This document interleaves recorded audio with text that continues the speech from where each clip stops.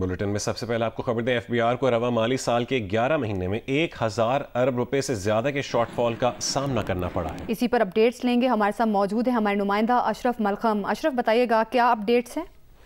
जी बिल्कुल, जो एफबीआर की तरफ से 11 माह के इदाद-ओ-शुमार आए हैं टैक्स वसूलियों से, उसके मुताबिक पहले 11 माह में एफबीआर को मजमूई तौर पर 10,000 अरब 200 करोड़ रुपए की वसूलियां हो सकी, जबकि इस दौरान जो टैक्स वसूलियों का हदफ था तो 11,024 करोड़ अरब 240 करोड़ अरब 11,240 अरब रुपए का हदफ था। इस तरह शॉर्टफॉल जो बनता है वो 1030 करोड़ रुपए का बनता है 11 महीने की टोटल वसूली में। अगर सिर्फ मई के महीने के दादोशुमार गिने जाएं तो उसमें 193 अरब रुपए का शॉर्टफॉल का सामना एफबीआर को। मई के महीने में एफबीआर ने मजमूई तौर पर 907 अरब रुपए के महसूलात इकट्ठे किए हैं, जबकि इन 11 महीनों में जो हदफ था महसूलात इकट्ठे करने का वो 1100 अरब रुपए का था। इस तरफ एक नई चीज जो है कि एफबीआर ने अभी तक सरकारी तौर पर टैक्स वसूलियों के इदाद-ओ-शुमार जारी नहीं किए, जो हमेशा महीने के पहले वर्किंग डे पे जारी किए जाते हैं। जी बहुत शुक्रिया अशरफ मलखम अपडेट करने के लिए।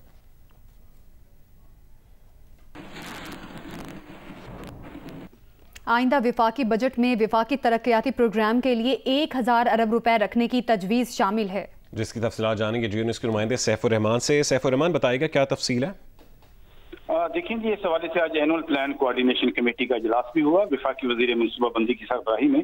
तो उस हवाले से जो दस्तावेज जिसकी मंजूरी दी गई है, जो सामने आई है, तो उसमें जो 1000 अरब रुपए हैं, इसमें मजमूई तौर पर जो जिन जिन डिवीजन और वजारतों के लिए जो पैसे रखे गए हैं, उसमें बोर्ड ऑफ इन्वेस्टमेंट के लिए 1 अरब 10 करोड़ रुपए हैं, काबीना डिवीजन के लिए 50 अरब 33 करोड़, क्लाइमेट डिवीजन के लिए 2 अरब 78 करोड़ रुपए रखे गए हैं। जो वफाकी वजारतें मजमूई तौर पर उनका जो बजट बनता है डिवीजन का वो 662 अरब रुपए बनता है, जिसमें पानी की जो वजारत है उसके जो मनसूबे हैं 140 अरब रुपए उनके लिए रखे गए हैं, और जो डिफेंस है उसके लिए इनसे जो तरक्याती मनसूबे होंगे 11 अरब 55 करोड़ रुपए। इसी तरह जो दफाई पैदावार डिवीजन है उसके लिए 1 अरब 78 करोड़ रुपए मुख्तस किए गए हैं। एस्टेब्लिशमेंट डिवीजन के लिए 40 करोड़ 50 लाख रुपए रखे गए हैं। तो जो बाकी जो नेशनल फूड सिक्योरिटी है 2 अरब 2 करोड़ रुपए है। सेहत के लिए इस मरतबा बेहतर रकम रखी गई है, 15 अरब 34 करोड़ रुपए बनती है। इसी तरह जो विफाकी तालीम का जो अदारा है हमारा, तो इस हवाले से 19 अरब रुपए मुख्तस किए गए हैं। फाइनेंस डिवीजन के जो तरक्याती मंसूबे होंगे उनके लिए काफी रकम जो है वो पहले से कम है, 80 करोड़ रुपए मुख्तस किए गए हैं। तो अगर हम देखें जो हमारे खुसूसी एरियाज हैं, जो सूबे हैं, जो उनको जो पैसे जाएंगे, तो इस CFDP में 245 अरब 88 करोड़ रुपए इस मद में मुख्तस किए गए हैं। जो नेशनल हाईवे अथॉरिटी है उसके लिए 228 अरब 57 करोड़ रुपए। इसी तरह जो पावर डिवीजन के जो बिजली के मंसूबे होंगे 104 अरब रुपए उनके लिए हैं। स्पार्को के लिए 24 अरब रुपए मुख्तस किए गए हैं। IT और टेलीकॉम की जो डिवीजन है उसके लिए 13 अरब 52 करोड़ रुपए। वजारत दाखिला के जो तरक्याती मंसूबे होंगे उनके लिए 10 अरब 98 करोड़ रुपए रखे गए हैं।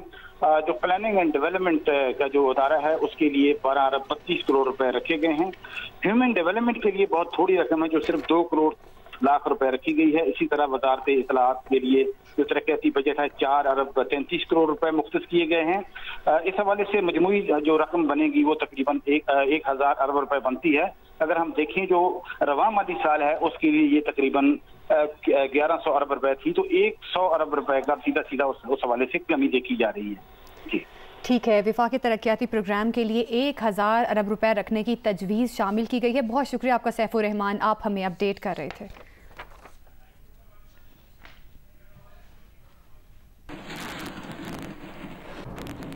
एफबीआर ने अपने कानूनी निज़ाम में नुमाया बेहतरी लाते हुए ज़ेर अल्तवा मुकदमात में बड़ी कामयाबी हासिल कर ली है। इस्लामाबाद हाई कोर्ट ने गुज़श्ता हफ्ते एफबीआर के हक़ में फ़ैसले देते हुए 36.14 अरब रुपए के मुकदमात निपटाए हैं। वज़ीर आज़म की खुसूसी हिदायत पर कानूनी कार्रवाइयों और नुमाइंदगी के लिए एक मरबूत हिकमत अमली वज़ा की गई, जिसके नतीजे में एफबीआर को नुमाया कामयाबियाँ मिलने का सिलसिला शुरू हुआ है। वज़ीर आज़म की खुसूसी हिदायत पर कानूनी कार्रवाइयों और नुमाइंदगी के लिए एक मरबूत हिकमत अमली वाज़े की गई थी। गुज़श्ता हफ्ते की नुमाया कामयाबियों में 3 बड़े टैक्स मुकदमात शामिल हैं।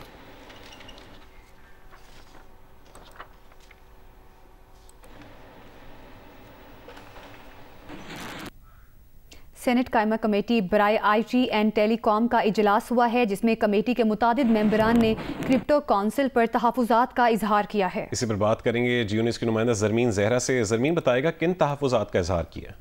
देखिए, सेनेटर परवेज़ शाह खान की ज़ेर सदारत सेनेट की IT कमेटी का इजलास था, जिसमें IT कमेटी के मुतअद्दिद मेंबरान ने क्रिप्टो काउंसिल पर तहफ़्फ़ुज़ात का इजहार करते हुए मुख्तलिफ सवालात उठाए, जिस पर सेक्रेटरी IT ने कहा कि नेशनल क्रिप्टो काउंसिल के चेयरमैन वज़ीर ख़जाना है और मैं बतौर सेक्रेटरी IT इसका मेंबर हूँ। जिस पर सेनेटर कामरान मुर्जा ने कहा कि क्या इस काउंसिल को बनाने के लिए पार्लियामेंट को एतबार में लिया गया है।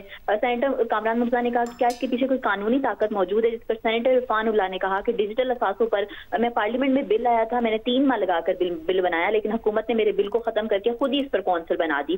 सेक्रेटरी IT ने कहा कि पाकिस्तान क्रिप्टो काउंसिल एक एडवाइजरी बॉडी है। सेनेटर हुमायूं अहमद ने कहा कि क्या वज़ीर-ए-आज़म के एग्जीक्यूटिव ऑर्डर से कोई काउंसिल बन सकती है।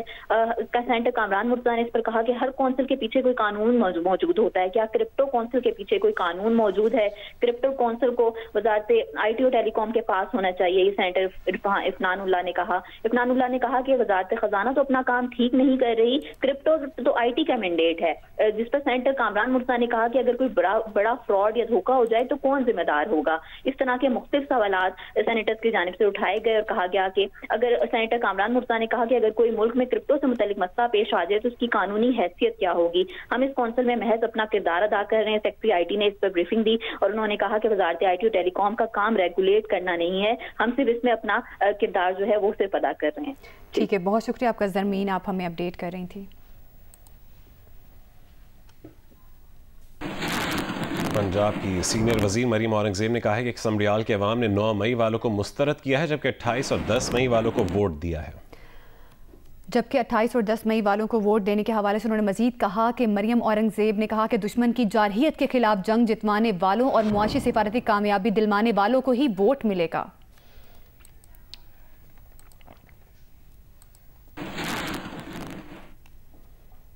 तहरीक इंसाफ ने समरियाल के ज़िमनी इलेक्शन में नून लीग की कामयाबियों को धांधली का नतीजा करार दे दिया है। सेक्रेटरी जनरल PTI सलमान अकरम राजा ने कहा है कि कल भी कौम का वोट चोरी किया गया। ये जुर्म PTI के खिलाफ नहीं बल्कि अवाम के खिलाफ था। पंजाब में अपोजिशन लीडर मलिक अहमद भट्टर ने कहा है कि कल पुलिस गर्दी और फस्तायत की इंतहा की गई थी। बांग्लादेश के करेंसी नोटों पर शेख मुजीबुर रहमान की तस्वीर हटा दी गई है। बांग्लादेश ने नए डिज़ाइन वाले नोट जारी कर दिए हैं। बांग्लादेश के पुराने नोटों पर साबिक वज़ीर आज़म शेख हसीना वाजिद के वालिद शेख मुजीबुर रहमान की तस्वीर मौजूद थी। मकामी बैंक के तर्जुमान का कहना है कि नए नोटों पर इंसानी तस्वीर के बजाय कुदरती मनाजिर और तारीखी मकामात प्रिंट किए गए हैं। अभी 20, 50 और 1000 मालियत के नोट जारी किए गए हैं। मुख्तलिफ मालियत के नोटों का मरहलावार इजरा किया जाएगा। पुराने नोट और सिक्के भी गर्दिश कर रहे हैं।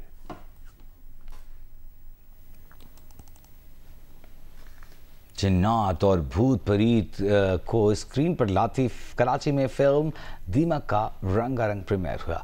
रेड कार्पेट पर फिल्मी सितारों की चमक व दाहों का जोश और कहानी सब कुछ एक यादगार शाम में ढल गया।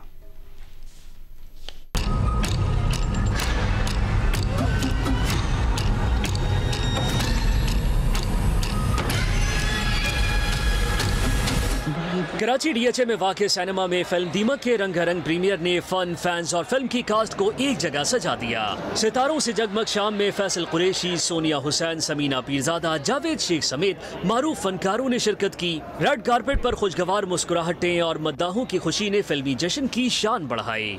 जो नॉर्मली एक ही तरह की कहानियाँ सुनाई जाती हैं उनसे बड़ा मुख्तलिफ है।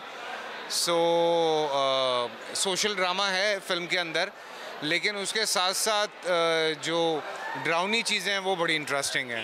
एक्सपेक्टेशंस तो बहुत हाई हैं। ऑब्वियसली फिल्म की हाइप इतनी ज़्यादा बनी हुई है, you can see the crowd already सब यहाँ पे बहुत जमा है, लोग पब्लिक आई हुई है और दीमक की प्रमोशन के लिए, तो मैं बहुत एक्साइटेड हूँ और सारी कास्ट यहाँ पर है। बहुत होपफुल है, बहुत एक्साइटेड है। लोग कह रहे हैं कि भाई ट्रेलर में तो बहुत मज़ा आया था और डर भी लगा था, तो अल्लाह करे कि फिल्म इससे भी ज़्यादा अच्छी हो। फनकारों का कहना था कि दीमक सिर्फ फिल्म नहीं बल्कि एक एहसास है, ऐसा तजुर्बा जो नाज़रीन को सिनेमा घरों में खींच लाएगा। All my wishes for the producer and the director and the whole cast. मुझे लगता है कि ये बहुत सोच समझ के बनाई गई है, एक very well organised, very well casting के हिसाब से बहुत अच्छा, इसको सब प्रोडक्शन डिज़ाइन वगैरह, ये मुझे लगता है बहुत अच्छे तरीके से फिल्म बनी है। मैं यहाँ इसलिए हूँ क्योंकि पाकिस्तानी इंडस्ट्री को हमें सपोर्ट करना है, नो मैटर व्हाट, सिनेमाज जितने भी कम हो, हमारे पास अपॉर्चुनिटी जितनी भी कम हो, भी दिस इज़ द टाइम हम सबको एक साथ मिलकर अपने मुल्क को, अपने मुल्क के arts and entertainment and culture को प्रमोट करना है। नाज़रीन ने कहा कि पर्दे पर पेश की गई कहानी में खौफ और सस्पेंस था, हर सीन ने दिल की धड़कनें बढ़ाईं। ये मुझे बहुत ही अच्छी लगी है and I am really loving it. हम सबकी जो राय है, just not supporting Faisal, supporting this industry, कि ये मूवीज यहाँ बननी चाहिए, स्पेशली अब। Very good movie, revival of Pakistan cinema industry. Film बीनों ने कहा कि दीमक देखकर ऐसा लग रहा था जैसे बड़े पर्दे पर इंसानों के साथ असल जिन्नात को देख रहे हैं। जियो फिल्म्स के बैनर तले बनने वाली फिल्म ईद उल अज़हा पर सिनेमाघरों की जीनत बनेगी। कैमरामैन अदनान ज़ैदी के साथ वलीद अहमद, जियो न्यूज़, कराची।